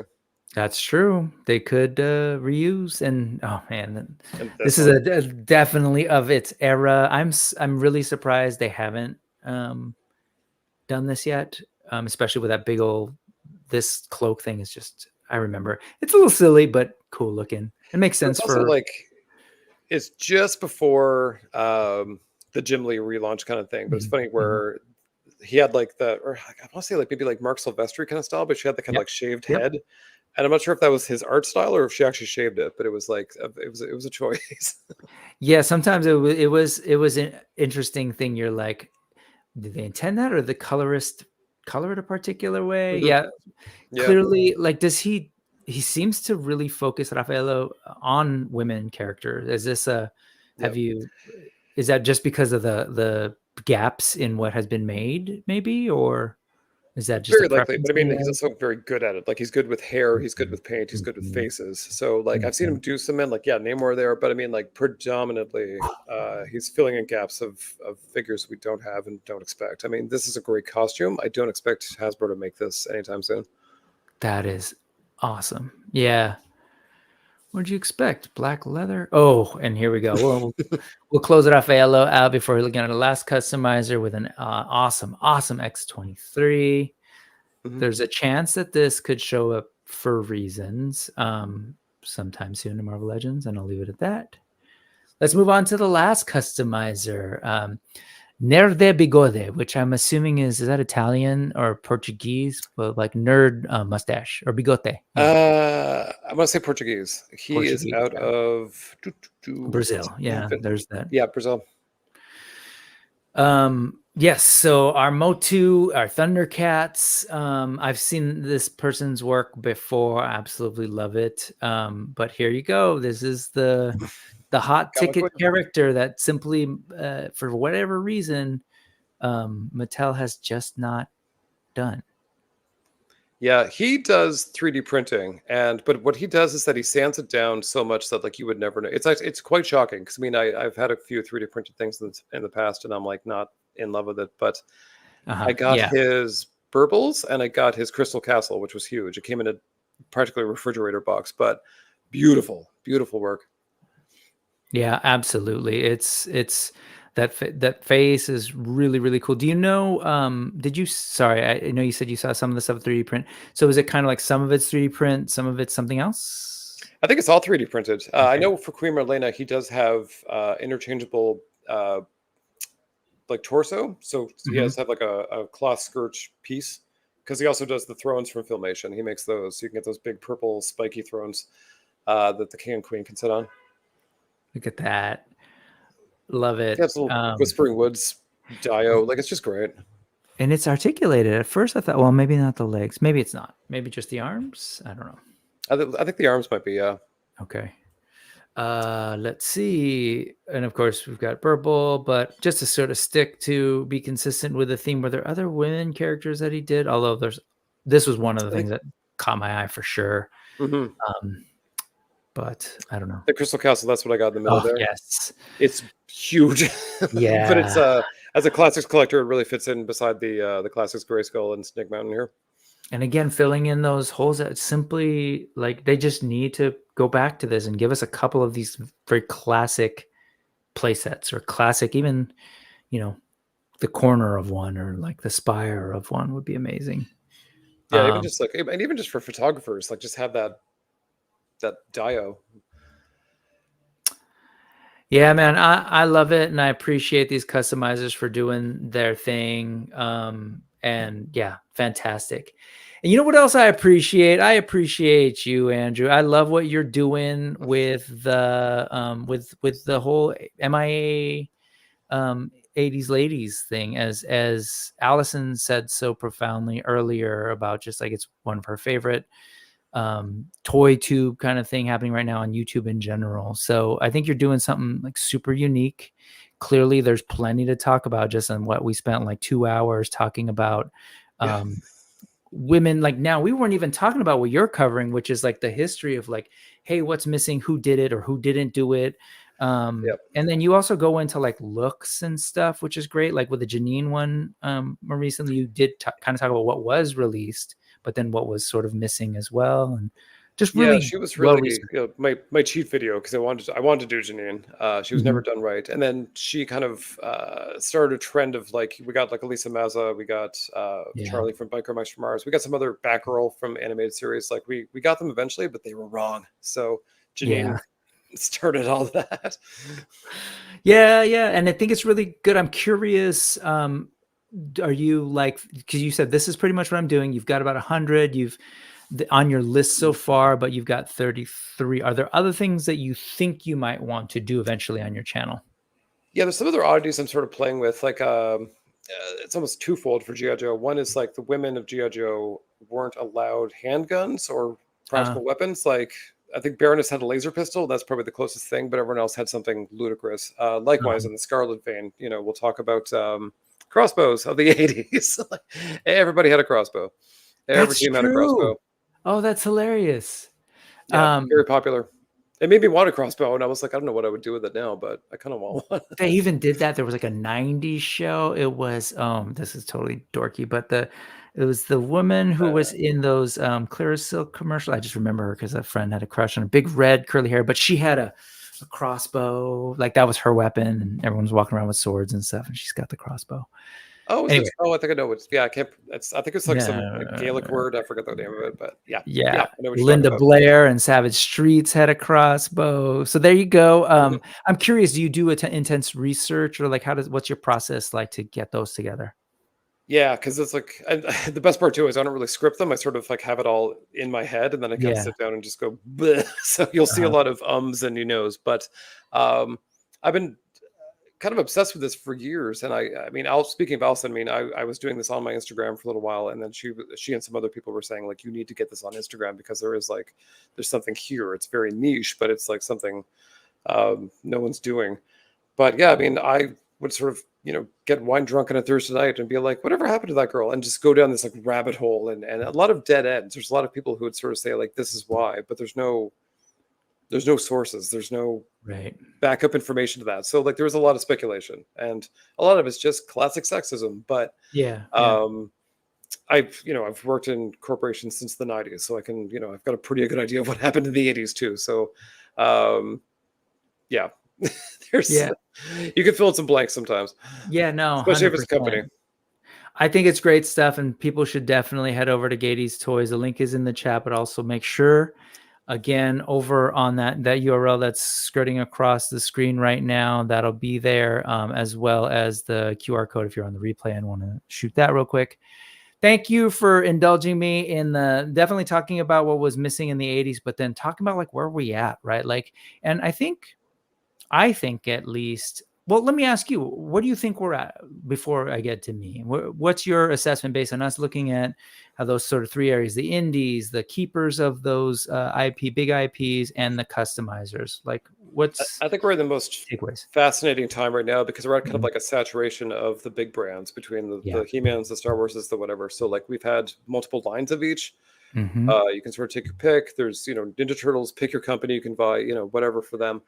I think where we see with Toxic Crusader, with Cops and Crooks, with people kind of like just rumblings about visionaries and stuff like that, like just these weird one-off things, and also getting into the 90s too. Like there's sort of room to play in that area, and also at the same time there's this intersection of us, this sort of micro generation they call it, sort of like Zennials, where it's a bit of Gen X and a bit of Millennials. We're going to eventually grow out of this. I don't know when. I don't plan to anytime soon, but there is a certain there is a point perhaps in our futures when we're 60, 70 maybe, or we just die off. There's that too. But I mean, like, there's going to be a very harsh reckoning when that happens. Yeah, totally. I love that. Let's end on a bright note with our death and harsh reckonings.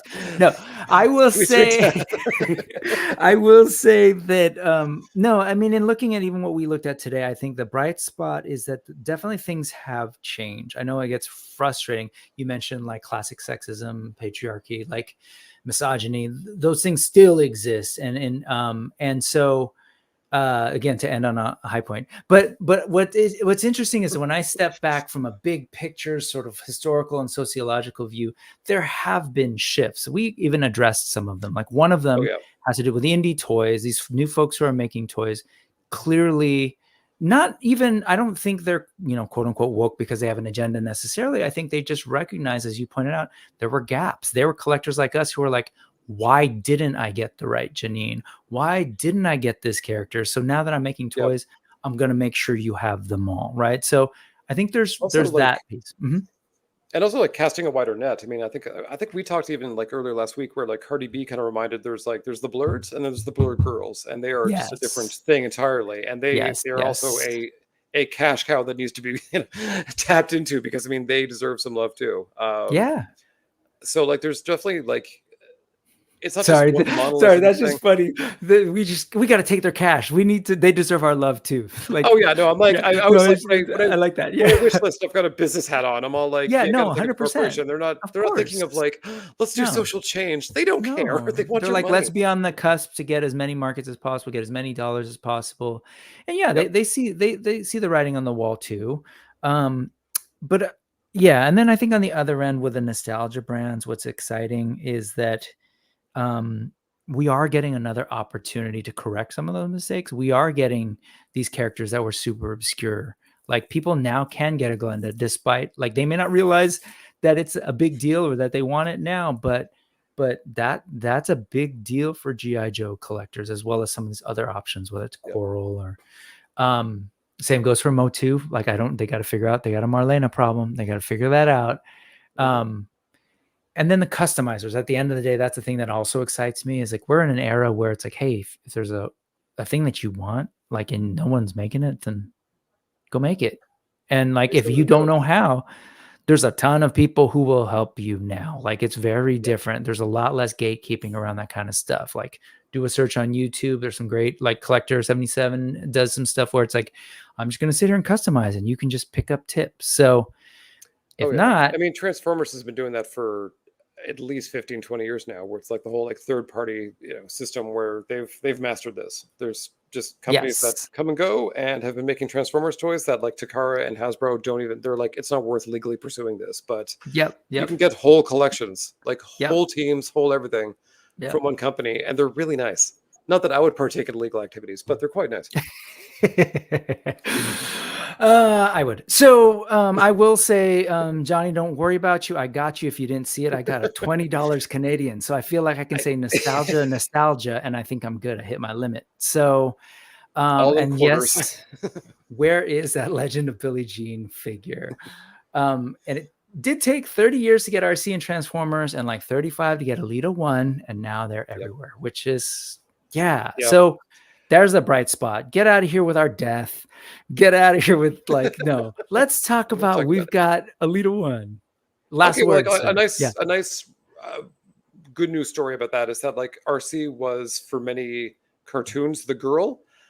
There's always a girl in every cartoon, and she was it for a long time. But then as Transformers really blasted the doors open and started making, like, Windblade, and they actually started making Alita 1 and more characters like Strongarm, RC kind of graduated and ascended up to one of Prime's generals. Whenever you see a new cartoon, she sort of retroactively slotted into, the Bumblebee Wheeljack crowd. So, like, she's she's no longer the girl. She's one of the few, women we can say, like, you're not the female, the girl, the pink one in the corner. You're like one of Prime's lieutenants. And that's interesting. I find that very, like, fascinating, that journey. Awesome. Let's go ahead and leave the last word, actually, with we don't have enough women watching ToyTube, let's say, or making ToyTube. So awesome to have Allison always. And I need a Helen Slater Supergirl figure for my Billie Jean. Man, we'll get there. We're going to get there. And yes, continue to do that. Now you're doing it to her, Johnny. She'll get on one. All right, folks. Thank you so much. Andrew, thank you so much for joining. Again, please head over to Gayties Toys channel. Hit that link, subscribe, and hit the notification button so you don't, or bell, so that you get to hear more whenever he uploads a video. You're saying weekly is what you're saying? Yeah, every Saturday morning I'll get you some new ladies that unfortunately weren't done, but maybe they were since. Yep. All right, folks. So definitely do that. Again, thank you so much. Thank you for the no, screw you, PG&E. But anyways, I got power back. All right, folks, I'll be back next Sunday, same time. Check out Andrew next Saturday. Do that, and maybe head over to Geek Dad Life right now, Hella Dope Toys, or wherever your poison is for some more Toy Tube. Thank you, everyone who's been here. Thank you again to Solo Center for the awesome super chat, and thank you, Johnny, for taking all of that money. Right on. I'll see y'all later. Thank you so much. And I'm going to remember to end the stream this time because yesterday was awkward and fun.